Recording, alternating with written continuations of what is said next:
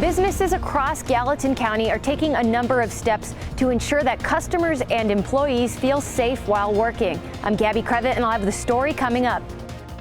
And learn what some local restaurants do to get their doors open again while meeting social distancing guidelines.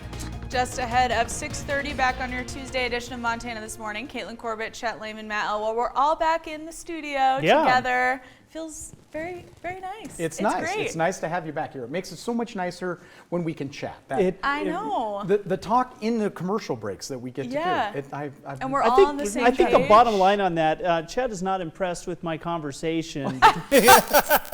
I think that is well, and so even better, now I have to actually leave my home to get to the station so I can see what the weather is like in the morning, so I can actually make a valid point about the weather. And fortunately, you're still standing at the desk and you're still wearing your jammies behind that. Nobody ever sees that either. Yeah.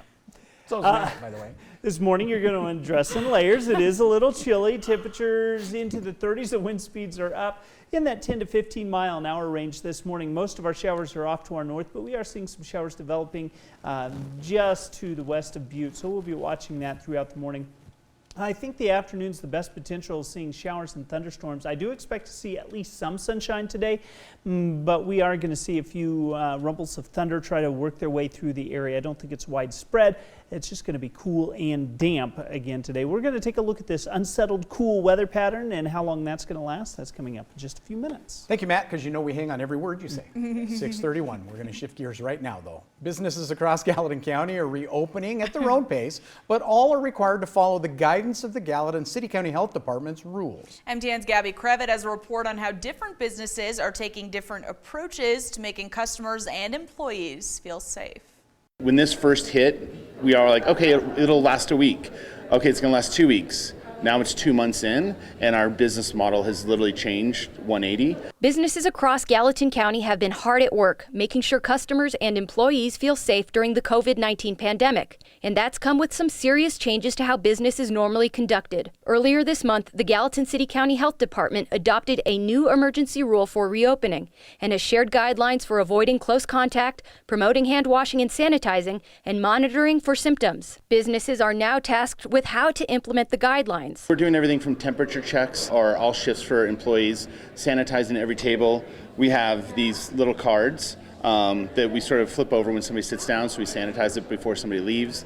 We've plexiglassed everything in, basically. Sanitizing everything from counters to pens to shopping carts to doors to, the displays, rooms like this, everything needs cleaned constantly. One major topic of discussion is face coverings. Some businesses have encouraged their employees to wear them. I think a lot of it is just to make sure our customers feel comfortable and us feeling comfortable that we're doing everything that we can. While other businesses are leaving the mask coverings up to the employees. We did have some folks that do wear them, some folks that opted not even to come to work, kind of on that same risk level that they chose not to, and we of course allowed that. And we do have an inventory of them for our staff, which is basically all we could get our hands on. The CDC recommends wearing a non-medical grade mask or a face covering if social distancing is hard to achieve, but it's not a mandate. It's a conversation that the Gallatin City County Health Department and the Board of Health continue to have. In Bozeman, Gabby Crevitt, MTN News. As you might remember, a week ago yesterday, Governor Bullock allowed restaurants to open dining areas in phase 1 of the reopening of the state. Before that, restaurants could only offer delivery, takeout, or curbside pickup. Now restaurants are able to see customers inside, but only under certain requirements, including limited capacity and heavier sanitation requirements. Some local restaurants say workers are adjusting to those new regulations. We are operating at about 50% capacity, but we blocked off half of our tables. We're sanitizing in between each customer, making sure I have like a dedicated staff member for that. It is a little bit slower, obviously, than if we had full capacity, but it's doing pretty good. Over the last 6 weeks, we really built a strong takeout program, curbside program, so that continued to kind of carry us, I think. But once we did open up, there were a lot of excited people. We got tons of calls every day, tons of people walking in asking us if we were ready to seat them, and they were super happy when we did. Now restaurants will be able to increase capacity during phase 2 of Montana's reopening plan. A latest look at the numbers. There's one new confirmed coronavirus case in the state. This one is from Bighorn County. That brings the tally up to 459 total cases in Montana. Gallatin County and Yellowstone County continue to be the top two affected counties. Silverbow and Madison have reported no new cases for weeks. There was a report earlier of one case in Jefferson County, but that man in his 50s is actually not in the county and hasn't been in Montana for several weeks. That case was not acquired in Montana, and there has been no contact with anybody in the state. Tests completed now are approaching 22,600, and we've had 16 people die in Montana.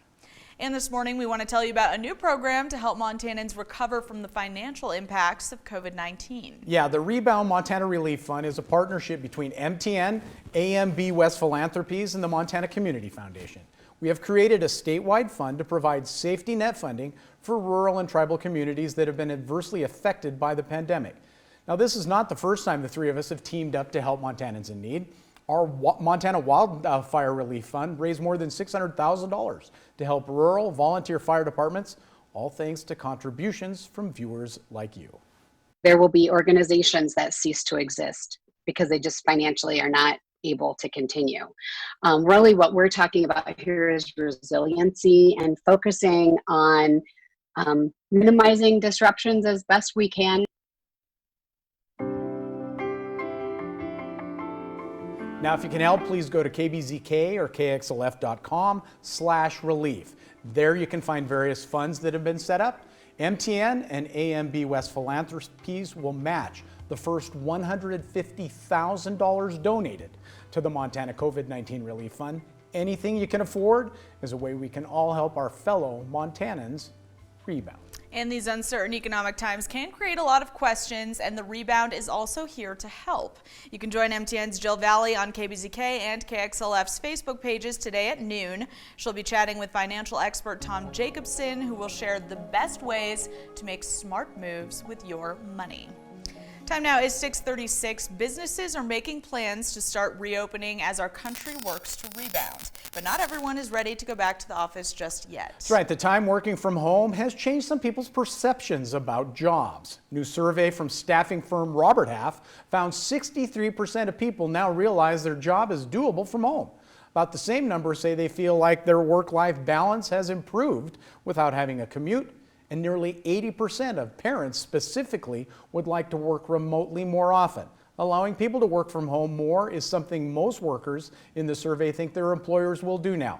But if your company isn't doing that, or not as much as you'd like, there is a way to talk with your manager to try to make it happen. I think it's about making the business case. So hopefully over the last 60 days, the person who wants to work from home or remotely more frequently will show a very good level of productivity, because if they have, then that's the best business case. Now, you'll need to show your boss you can continue that level of productivity. Robert Half thinks companies will see a cost savings from allowing their employees to work remotely, and that may be more incentive to let them keep doing it. More job listings now say they're offering remote work permanently, but if a position you're considering doesn't say that, there's a way to bring it up during the interview process. How do you plan to incorporate remote work? How would that apply to this position? Because I think first, as the potential applicant, ask the employer what their plans are, because those plans could already be ready to go, versus just saying, I want this, because then that might be a turnoff to the employer. And she says if the employer doesn't have any plans, then it's fair for you to ask if that's something that they would consider. Even suggest that you'd like to be part of a pilot program to see whether remote work would be efficient. As we know, it works well with some jobs, Yeah. a little more challenging. You've done both. We've done both, yeah. I mean, it worked really well. It took a while technologically to get all those kinks out, but I would say it's better to be in the studio for this job. It certainly works better for the interaction between all of us, and being able to have you here so we can do that instead of by text. And then you guys get banana bread, so. A definite bonus, I knew that no would be question a about perk it. for you Definite guys. bonus, that's for sure. We're going to take a quick break, but if you're still looking for your direct deposit stimulus payment, today is the day to sign up. Coming up, learn why you have to act now or you'll wait until this summer. Good morning. Ahead on CBS this morning, the potential coronavirus vaccines being tested at record speeds right now. Trials underway all across the country. We're going to look at the science behind the fast-tracking efforts. Also, beyond masks and social distancing, the surprising way that air circulation can play a key role in keeping people safe in places like restaurants. Plus, the mental health impact of the pandemic on essential workers. We're going to hear from those on the front line saying it is okay to ask for help. It always is. And see how some high schoolers are not letting the virus keep them from a teenage rite of passage. Which rite of passage? You'll have to tune in. We'll see you at 7.